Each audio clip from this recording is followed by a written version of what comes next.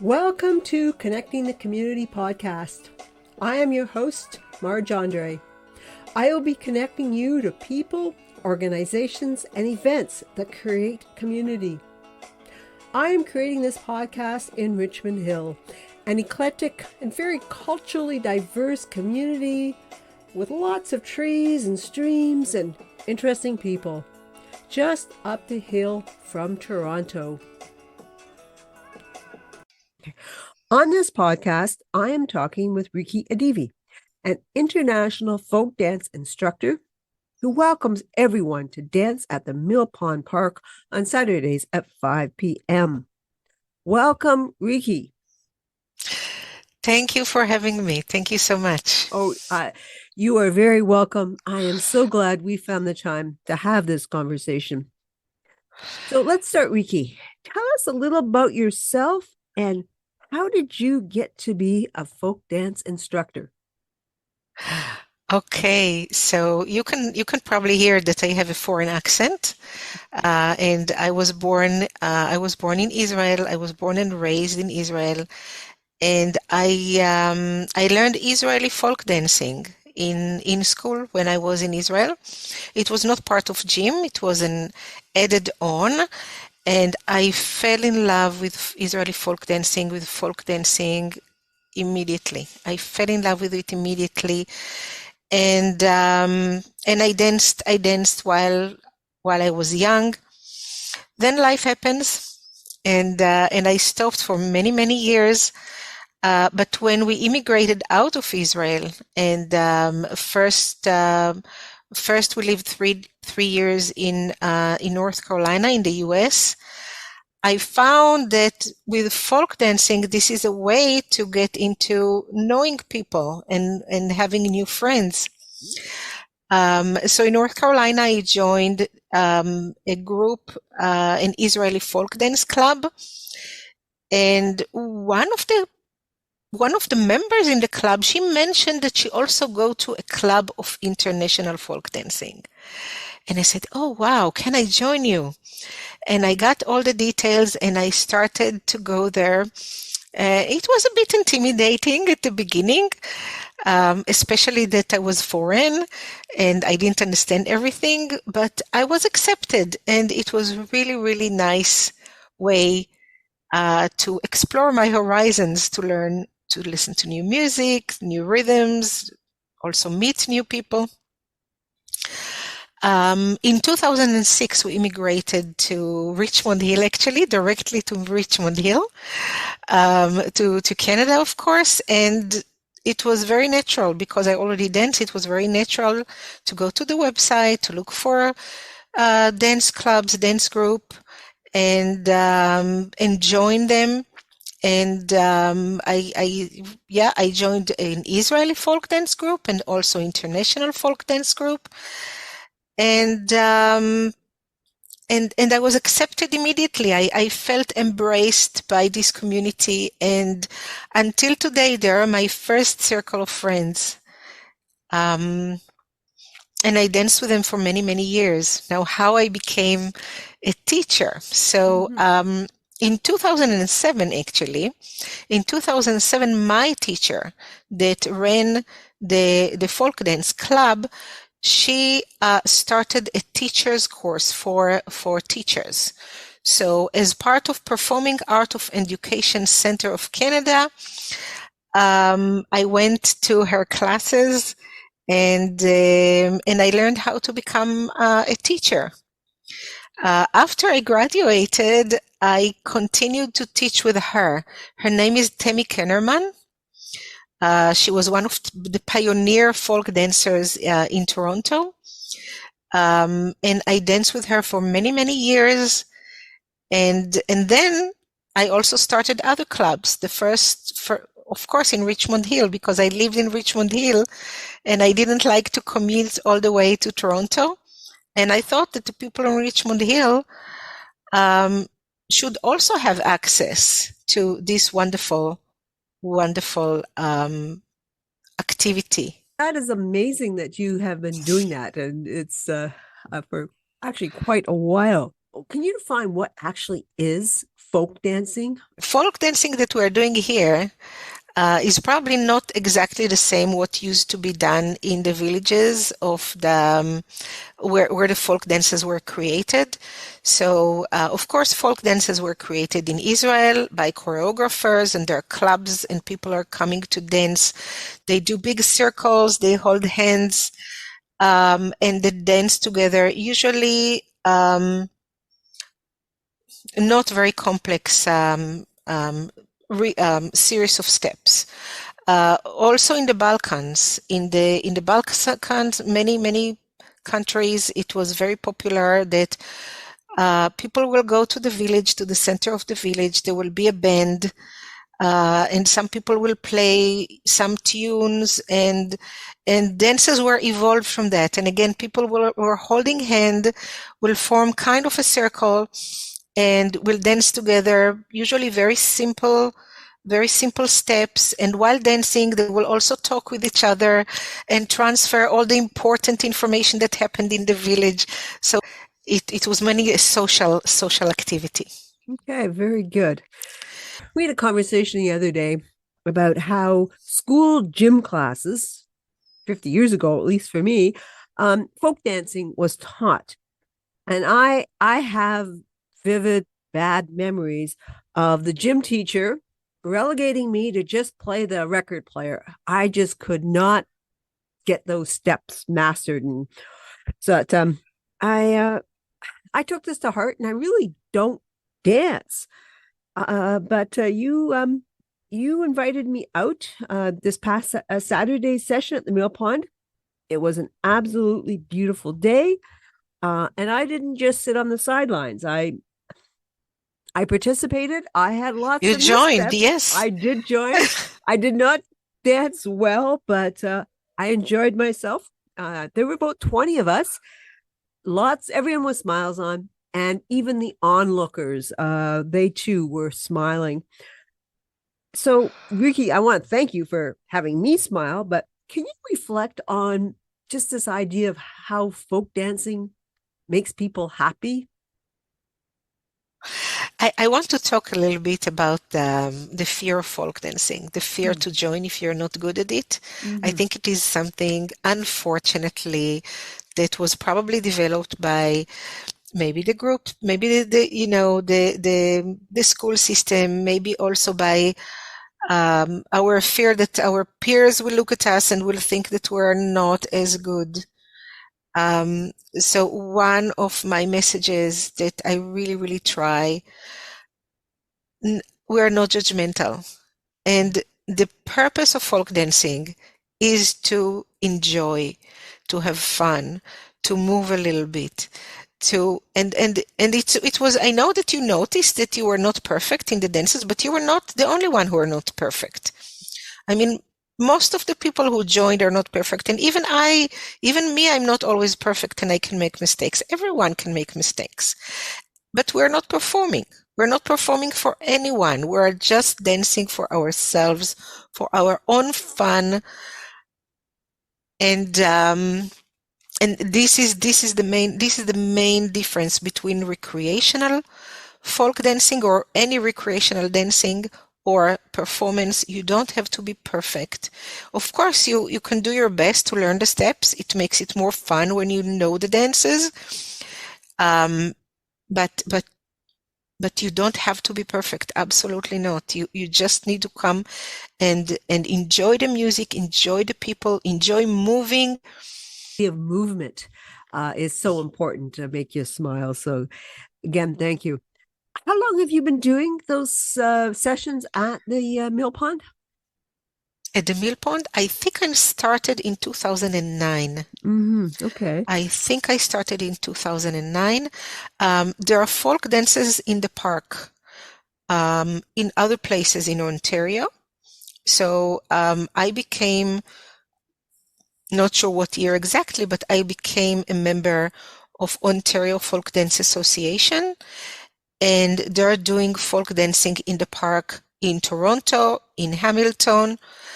And I thought, oh yeah, I can do it also in Richmond Hill. And I looked at different parks, and the Mill Pond is perfect Also, it has electricity that I can use. Mm-hmm. Today, I don't have to have electricity because today my amplifier can work even without it. But when I started, it was absolutely a requirement. Mm-hmm. Great. Yeah, it was just an idyllic day there by the mill pond. The sun was setting, the fountains going. I took a couple of pictures and posted on Facebook, and everybody, yes, it looked great. So you do have this portable speaker, and the songs are on your phone now, so it's quite easy for you. You told me you'll choose the songs depending on who is there. If there are less experienced dancers, you'll choose easier steps. But and you do though review the dance movements, correct? You give us a sort of Every dance, yeah. every dance. You Right, give yeah. us some instruction and review things. Yeah. So now yesterday was a busy day when I came out to see you. I don't think it was just because I was tired, but it did feel like a workout. I felt like I got my heart racing. How do you feel about folk dancing being good exercise? It is very good exercise. It is very good exercise. I know that it is actually the only exercise that I do for myself, and I feel myself quite fit. Mm-hmm. And I know every time, I have some professional physician or something ask me about my exercises, and I say folk dance, they think that I don't do any exercises.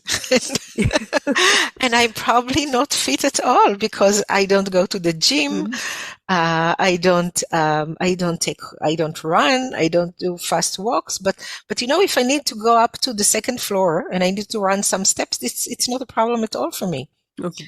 So Very it good. is an exercise. Yes. Yeah. It is. So and by the way, it's not just exercise for your heart. It's also an exercise for your brain. If you actually go and learn the dances, it's an exercise both for the brain and the heart. Well said. I'm glad you added that point. Okay, but it is, if you need an extra motivation to get yourself out there, think of it, reward yourself. I've done some really good exercise, so that's good. I also believe that your dancing, this international folk dancing, is a good way of encouraging what I call cross-sector collaboration. There were many people from many different cultural backgrounds, really reflecting the diversity, the demographics of Richmond Hill. There were a number of Persians, and they were enjoying the Persian dance. There were lots of people of Asian descent. Of course, you Israeli. You played some Latin America songs, Greek. They're all similar, but all the songs are a little different.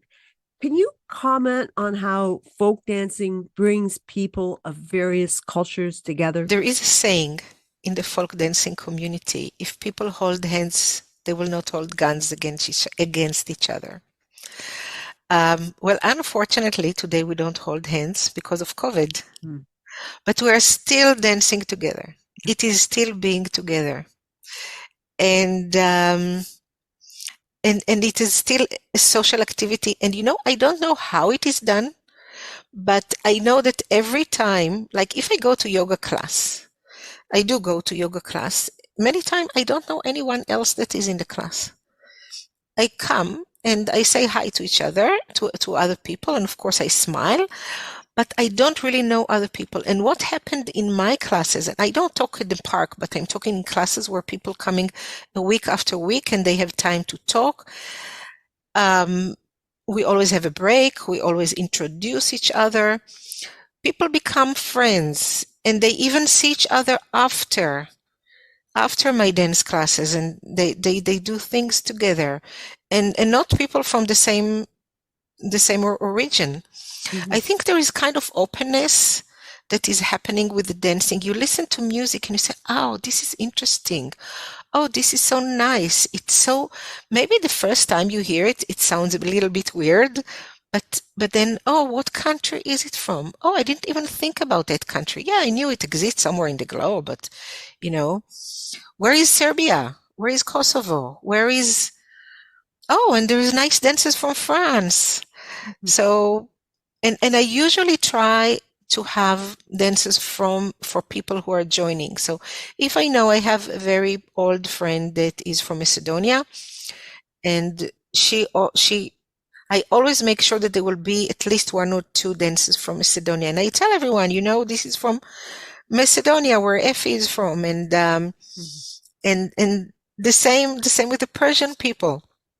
I invite the Persian people to join me with a Persian dance in the mill pond, and maybe they will come just for this Persian dance, but maybe afterwards they will stay for another dance, and they will learn that, there is another country and another culture, and yeah, this music is also nice.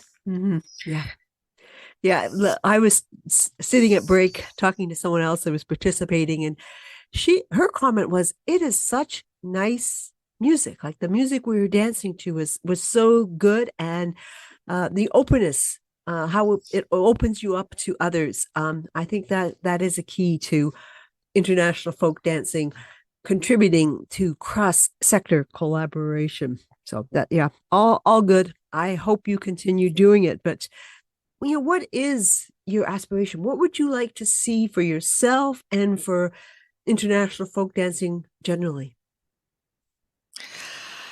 I hope that more people will come to the park to dance, that they would at least come and see what it is. And, maybe it will change something, and maybe you'll decide to come and join the circle. I would like to see more people knowing about it, more people trying that, more people falling in love. I think people just don't know about it. Don't even know what a folk dance is. And I wish more would know, and I would like to see more people dancing, more people hopefully in the future will be able to hold hands again.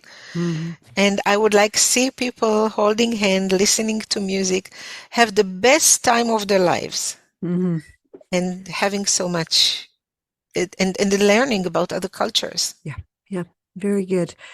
Now, how late in the year do you go? Like, it's getting darker earlier. Like, how do you go into October? No, when do you stop doing it, the dance? Depending on the weather. I also never know when I start. Okay. Yeah. So people ask me to send them emails, and yeah, based on my availability, based on the weather, and yeah, then so I hope to continue until mid-October at least. Okay, so you'll let me know when you start back up in the springtime. So yeah. Okay. Yeah, I would, yeah. Riki, is there anything else that you'd like to add? I just want to say that to say a few good words about the Ontario Folk Dance Association, that I'm part of it, that is doing wonderful activities in the GTA for people from different groups, and they allow different people from different groups to meet together. People from Hamilton are coming, of course, Toronto, and other places in the GTA. I also want to say that in addition to the Mill Pond, I have classes that I teach. I teach classes in Schwartz Reisman Center, the Lebovic campus. I teach in my house. I teach beginner classes in my house, and this is a wonderful way to learn a little bit more about it.